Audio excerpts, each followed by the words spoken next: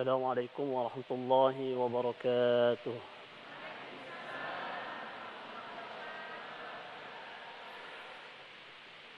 أعوذ بالله من الشيطان الرجيم.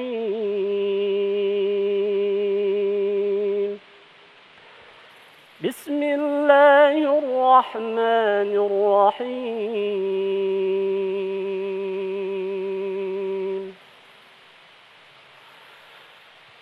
قل يا عبادي الذين أسرفوا على أنفسهم لا تقنطوا من رحمة الله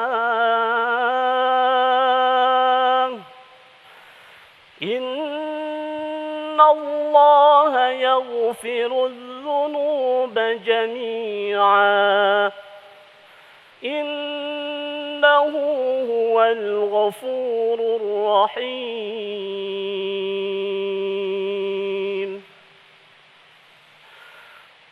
وأنيبوا إلى ربكم وأسلموا له من قبل أن يأتيكم العذاب ثم لا تنصرون.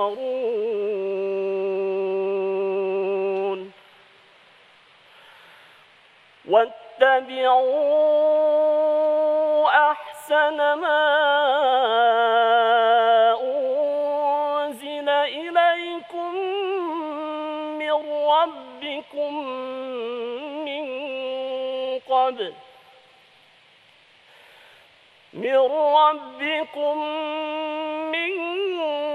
قبل أن يأتيكم العذاب بغتة وأنتم لا تشعرون.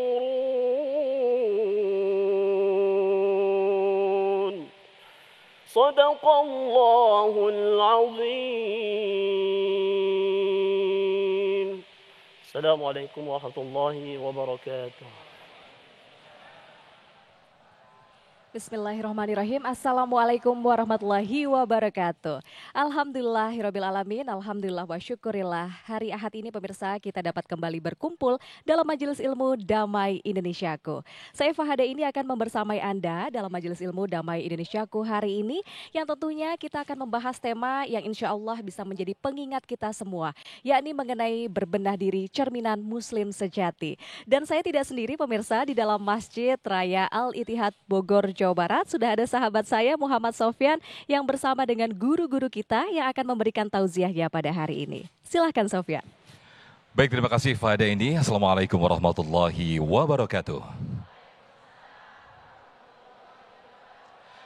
Alhamdulillahirabbil alamin, hamdan katsiran thayyiban mubarakan fihi, asyhadu an la ilaha illallah wa asyhadu anna Muhammadan abduhu wa rasuluh. Allahumma shalli ala sayyidina Muhammad wa ala ali sayyidina Muhammad. Puji dan puji syukur kehadirat Allah, pemirsa kita kembali dipertemukan dalam Majelis Ilmu Damai Indonesiaku. Betul sekali apa yang disampaikan oleh rekan saya tadi, tema yang sangat menarik pada siang hari ini yang insya Allah akan dikaji bersama guru-guru kita tercinta yang sudah hadir di tengah-tengah kita. Alhamdulillah ada Ayahanda, Masya Allah, Kiai Haji Anwar Sanusi, kemudian juga Ustadz Abi Maki dan juga Ustazah Nur Fadlina dengan tema yang sangat menarik sekali, yaitu berbenah diri cerminan muslim sejati. Dan seperti biasa pemirsa, di segmen 4 dan 5 kami akan hadirkan setiap hari Ahad ada segmen Dai Muda Pilihanku. Di sini para santri akan unjuk kebolehan untuk bertausiah atau berpidato selama 3 menit yang insya Allah akan dinilai oleh guru-guru kita. Tapi nanti di segmen 4 dan 5. Di segmen 1 ini pemirsa, guru kita Ustadz Abi Maki akan menyampaikan subtema mengenai urgensi berbenah diri bagi seorang muslim. Pemirsa, inilah Damai Indonesiaku yang dipersembahkan oleh Sarung Wadibawaro, tentu sarung kita. Selamat mengikuti. Assalamualaikum warahmatullahi wabarakatuh. Alhamdulillahirabbil alamin wa bihi nasta'in wa ala umurid dunya waddin wa ala alihi wa ashabihi wa man tabi'ahu bi ihsanin ila yaumiddin, amma ba'du. Alhamdulillahirabbil alamin, semoga seluruhnya diberkahi Allah Subhanahu wa taala. Semoga seperti ini Allah kumpulkan kita di dunia ini, seperti ini juga kelak Allah kumpulkan kita di sorga firdausnya. Pemirsa Damai Indonesiaku yang dirahmati oleh Allah Subhanahu wa taala, wabil khusus ayahanda kami yang kami sayangi, kami cintai, Kiai Haji Anwar Sanusi, Masya Allah. Semoga beliau selalu diberikan kesehatan oleh Allah Subhanahu wa taala lahir dan batin. Juga guru kita sama-sama Ustadzah Nur Fadlina. Semoga Allah juga berikan kesehatan untuk beliau dan untuk sahabat kita, guru kita Ustadz Sofyan. Semoga Allah berikan kenikmatan lahir dan batin. Amin ya rabbal alamin. Usikum wa iyaya nafsi bitaqwallah. Kata-kata yang indah.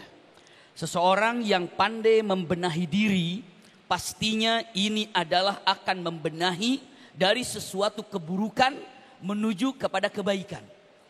Jangan pernah dikatakan membenahi diri, tapi justru merubah dari kebaikan menjadi keburukan. Itu bukan membenahi diri. Karena orang yang beriman, khasnya, cirinya adalah selalu introspeksi diri dan membenahi diri, memperbaiki diri. Inilah khasnya orang yang beriman. Tegas Al-Quran mengatakan, walladzina amanu, walladzina hajaru. Innalladzina amanu wa hajaru. Sesungguhnya orang yang beriman ini selalu merubah dirinya, berhijrah dari pikiran keliru menjadi kepikiran yang benar, dari keburukan yang biasa dia lakukan ditinggalkan menjadi kebiasaan yang baik. Apabila sudah baik, dia merubah kepada langkah yang jauh lebih baik. Inilah orang yang beriman. Jadi ketika membenahi diri ini adalah bukti kalau kita menjadi orang yang beriman. Ini pegang baik-baik untuk kita semuanya.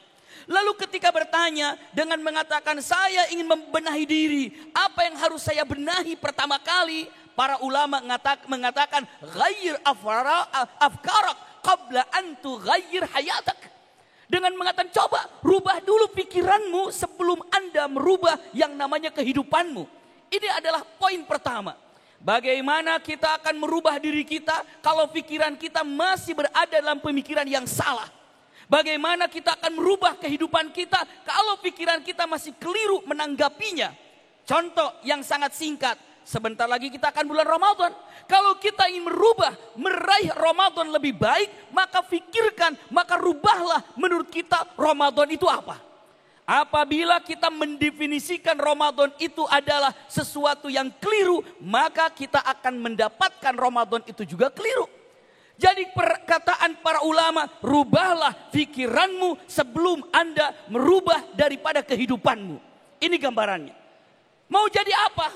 Rubah dulu pikirannya. Apa? Maka itulah yang terjadi. Ini pertama. Iya. Lalu yang penting lagi dalam perubahan ini, usikum wa iyaya nafsi bitaqwallah. Karena ketika kita merubah diri kita, Masya Allah, yang akan merasakan kenikmatan adalah kita. Kebaikan adalah kita. Sebagai mukminin mukminat. Usikum wa iyaya nafsi bitaqwallah. Punten, simpan baik-baik. Iya kalimat ini. Jangan pernah terpengaruh dengan orang lain yang mengatakan Anda gagal, Anda kalah, Anda salah. Punten, kita ini dipandang oleh orang lain, maka yang mengatakan kita gagal, yang mengatakan kita adalah tidak berhasil, itu adalah pandangan mereka, sementara pandangan kita bukan demikian. Kecuali kita terpengaruh dengan perkataan orang itu.